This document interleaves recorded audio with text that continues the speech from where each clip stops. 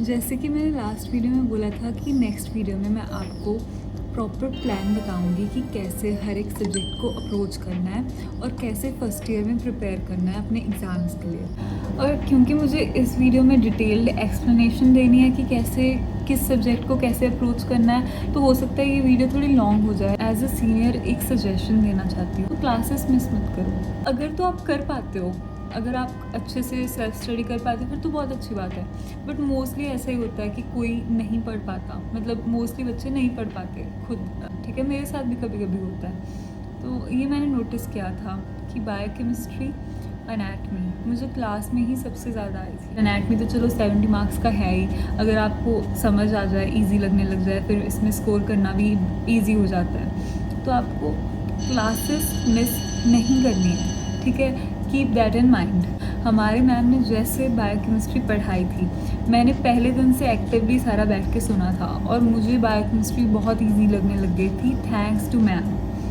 तो इसलिए आपको फ्रेंडली सजेशन दे रही हूँ कि जो आपको लगता है ना कि ये टीचर अच्छा पढ़ाता, अगर आप ध्यान से सुनो ना, एक बार आपको पता चल जाए कि अच्छा ये टॉपिक चल रहा है क्लास में, अच्छा ऐसे ऐसे पढ़ाते जा रहे हैं, तो आपको समझ लगने लग जाएगा और आपको वो टीचर खुद ही अच्छा लगने लग जाएगा। ठीक है, तो आप एक बार ये ट्राई करके देखना।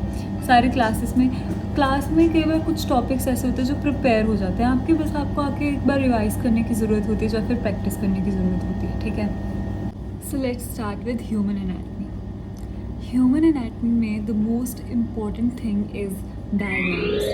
आप जितने ज़्यादा डायग्राम्स प्रैक्टिस करोगे और एग्ज़ाम में भी जितने ज़्यादा डायग्राम लिखोगे उतना ही हेल्पफुल रहता है, उतना ही आप अच्छा स्कोर करते हो। और सिर्फ मेन मोटिव स्कोर करने का ही नहीं होता, मतलब उस पर्टिकुलर चीज़ को जब समझना है, वो समझ भी सबसे अच्छा डायग्राम्स के साथ आता है। और डायग्राम्स भी ऐसे कोई रैंडमली नहीं स्टार्ट करने होते, मतलब वो भी प्रॉपर ऑर्डर वाइज करना होता है आपको। तो मेरी ये सजेशन रहेगी कि सबसे पहले अगर आप हेड एंड नेक करोगे, हेड एंड नेक में सबसे पहले आप एक्सटर्नल कैरोटिड आर्टरी, उसकी ब्रांचेस, पूरा उसका कोर्स अच्छे से लर्न कर लो। जैसे फेशियल आर्टरी, लिंगुअल आर्टरी, ये सारी जितनी भी आर्टरीज़ हैं ये एक्सटर्नल कैरोटिड आर्टरी की ब्रांचेस हैं। तो अगर आपको उसका ही कोर्स समझ आ गया, फिर आगे वाले टॉपिक्स में कोई प्रॉब्लम नहीं आएगी। और आपने जब जस्ट स्टार्ट किया होता है ना एनाटमी पढ़ना, उसमें आपको काफ़ी सारी ऐसी चीज़ें होती हैं, ऐसे न्यू वर्ड्स होते हैं जो ऐसे पता नहीं चलते, वो धीरे धीरे टाइम के साथ आ जाएंगे आपको। आप सीख जाओगे कि उनको कैसे मतलब पढ़ना है, उनका क्या मतलब होता है, कहाँ यूज़ करना है, वो तो धीरे धीरे आ जाएगा। बट पहली चीज़ आपको स्टार्ट कहाँ से करना, और ये डायग्राम्स पढ़ना है और आपको पता मतलब समझ आना चाहिए, आप इमेजिन कर पाओ कि एंटीरियरली कहाँ है, पोस्टीरियरली का क्या मतलब होता है, इन्फीरियरली क्या है, सुपीरियरली क्या है, लेटरली क्या है, मीडियली क्या है, ये सब समझ आना चाहिए आपको, ये टेक्निकल टर्म्स जो होती हैं। ठीक है, आप जब डायग्राम्स एक बार देखोगे ना, उसे अच्छे से इमेजिन करके पढ़ोगे तो आपको सारी क्लैरिटी अपने आप ही आ जाती है। और सारी मोस्टली मुझे लर्न हो गई थी, पूरे साल में मैंने ज़्यादा टाइम हेड एंड नेक को ही दिया था। अगर आप डायग्राम्स पढ़ोगे, डायग्राम को अच्छे से समझ लोगे, उसको बार बार प्रैक्टिस कर लोगे, आपको डायग्राम में पता चल गया क्या है, पूरा प्रॉपर्ली याद हो गया, तो एनाटमी बिल्कुल भी मुश्किल नहीं है। मतलब थोड़ी सी मेहनत करनी पड़ती है। अगर हम थ्योरेटिकल पार्ट की बात करें तो थ्योरी पढ़ने से पहले आप ऐसे ओवरव्यू ले लो। जैसे एक चैप्टर है पैरोटिड ग्लैंड, तो उसमें सबसे पहले क्या आता है, पैरोटिड कैप्सूल, उसकी ब्लड सप्लाई, नर्व सप्लाई, उसकी बाउंड्रीज, ये सब देख लो, उसकी हेडिंग्स देख लो कि उसमें क्या क्या है। देखने के बाद स्टार्ट कर दो उनके डायग्राम से। डायग्राम बनाओ, प्रैक्टिस करो, अपने हाथ से बार बार उसे बना के देखो प्रॉपर कैसे उसकी आउटलाइन है वो बनाओ। जैसे पोस्टीरियर ट्रायंगल की बात करें, फ्लोर जो होती है वो 4 मसल से बनी होती है, मसल्स का क्या नाम। तो जब भी आप एनाटमी पढ़ोगे, नो डाउट आपके 4 सब्जेक्ट हैं फोकस करने के लिए, बट इनिशियली सबसे ज़्यादा फोकस आप एनाटमी पे करो, क्योंकि एनाटमी ना ऐसी चीज़ है कि वो उतनी जल्दी याद नहीं होती, तो आप बार बार भूलोगे, तो आपको बार बार रिवाइज करना पड़ेगा, प्रैक्टिस करना पड़ेगा जितना ज़्यादा हो सके। ठीक है, तो इसलिए स्टार्टिंग से ही एनाटमी पे मेन फोकस अपना एनाटमी पर रखना है। तो उसे लाइन बाय लाइन पढ़ना शुरू कर दो, पर उसके पहले क्या करना है, अच्छे से डायग्राम प्रैक्टिस कर लेना है उस पर्टिकुलर टॉपिक के। तो मैं एक एग्जाम्पल लेती हूँ, पोस्टीरियर ट्रायंगल। ठीक है, उसकी एग्जाम्पल लेके आपको एक्सप्लेन करती हूँ कि कैसे करना है, बुक से प्रॉपर बताती हूँ, तो आपको और क्लियर होगा।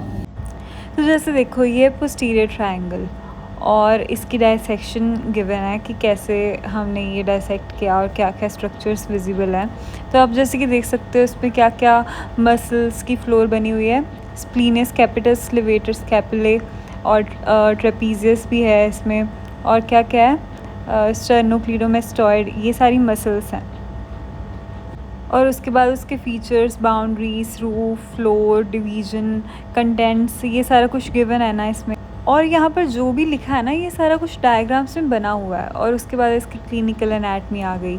ऐसे आप पहले डायग्राम पढ़ लोगे, फिर रीड करके देखोगे ना, आपको ये सारा समझ आ जाएगा। और जो ये कंटेंट्स है, पॉइंट्स दिए हुए हैं ना, ये सारे पॉइंट्स 1 से लेकर जितने भी हैं नेक्स्ट, ये सारे इस टेबल में दिए हुए हैं। Contents of posterior triangle. Posterior triangle में 2 ट्रायंगल्स होते हैं, ऑसिपिटल और सबक्लेवियन, और ये सारा इसमें जो पॉइंट्स है वही टेबल में दिया हुआ है। और उसकी बाकी की क्लिनिकल एनाटमी, बस दैट्स इट, और इसमें कुछ भी नहीं है। और क्लिनिकल एनाटमी का डायग्राम है बस। फिर उन्होंने निमोनिक्स भी दिए हुए हैं मेमोराइज़ करने के लिए, और काफ़ी सारे निमोनिक्स होते हैं तो आप उनकी हेल्प से कर सकते हो। जैसे मैक्सिलरी आर्टरी है, ये मैंने नहीं बनाया है, यूट्यूब के वीडियो से ही देखा था, और मैं आपको बता रही हूँ एज अ सीनियर कि कैसे आप याद रख सकते हो। उसकी ब्रांचेस होती हैं, 3 पार्ट्स होते हैं, पार्ट 1, पार्ट 2, पार्ट 3। तो पार्ट 1 जो है उसे, उसका जो निमोनिक है वो क्या है, मैदा, MAIDA, मतलब वो ये इनिशियल्स हैं आर्टरीज़ के, ठीक है। वो आपको मैं अभी दिखाती हूँ। और उसके बाद PGI पास और मेक डिनर बिफोर पार्टी, ये पार्ट 3 और 2 के मतलब उनको याद रखने का तरीका है। जो मैंने मैदा बताया पहले वाले में, M से क्या है, मिडिल मेनिंजियल, A से एसेसरी मेनिंजियल, I से इंफीरियर एल्वियोलर, D से डीप ऑरिकुलर और A से एंटीरियर टिम्पैनिक। और अब देखो जो डायग्राम बना हुआ है वो वही सब है जो टेबल में दिया है। तो आप ऐसे एनाटमी को अप्रोच करो, यहाँ हो सके आप न्यूमोनिक्स बनाओ, ठीक है, और डायग्राम ज़्यादा से ज़्यादा लर्न करो। फिर उसके बाद जब आप थ्योरी देखोगे ना उसकी, आपको अच्छे से सारा याद हो जाएगा, समझ आ जाएगा। और रिवीजन तो मेन आपका रखना ही है, ठीक है। और इसके अलावा आप क्या कर सकते हो, प्रीवियस ईयर क्वेश्चंस देखो। मतलब हमेशा ऐसा ज़रूरी नहीं होता कि पूरा प्रीवियस ईयर वाला ही आए, 10 ईयर में से ही आए, क्योंकि हमारे टाइम यही हुआ, सभी ने प्रीवियस ईयर क्वेश्चन पर पूरा अपना ध्यान दिया और क्वेश्चंस क्या आ गए बिल्कुल out of like previous year. तो हमें ग्लॉसोफेरेंजियल नर्व आई थी और वो मैंने लिटरली पूरे 10 साल के पेपर में कहीं नहीं देखी थी।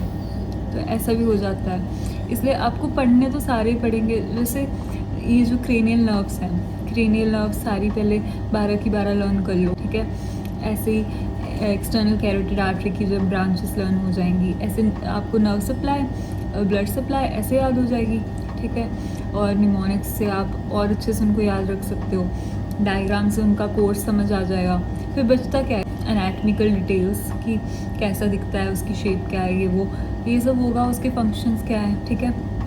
और मोस्टली जो नर्व सप्लाई होती है ना, वो फ्लो चार्ट टाइप दिए होते हैं बुक में। BDC तो बेस्ट बुक है, उसमें सारा कुछ ऐसे अच्छे से आपको नोट्स ही गिवन है। तो आपको क्या करना है, बस उसे पढ़ना है, प्रैक्टिस करना है, बार बार करते जाना। और पढ़ने का अच्छा तरीका पता क्या है, अच्छे से याद कैसे रह सकता है, आप एक फ्रेंड के साथ पढ़ो, ठीक है, उसे समझाओ, वो आपको समझाए, ऐसे बार बार एक दूसरे से क्वेश्चन पूछो, ऐसे अच्छे से हो जाता है। एनाटमी के लिए ये बेस्ट वे है, और कोई सब्जेक्ट करो ना करो ऐसे, बट एनाटमी जब भी पढ़ो किसी को समझा के पढ़ो, हमेशा डिस्कस करके पढ़ो, ठीक है। इन पॉइंट्स को नोट डाउन करके रख लेना।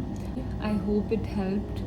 और अगर आपको कोई और डाउट हो, कुछ और पूछना हो, भी मुझे कमेंट वगैरह में पूछो और मैं रिप्लाई कर दूँगी। I try to reply as soon as possible.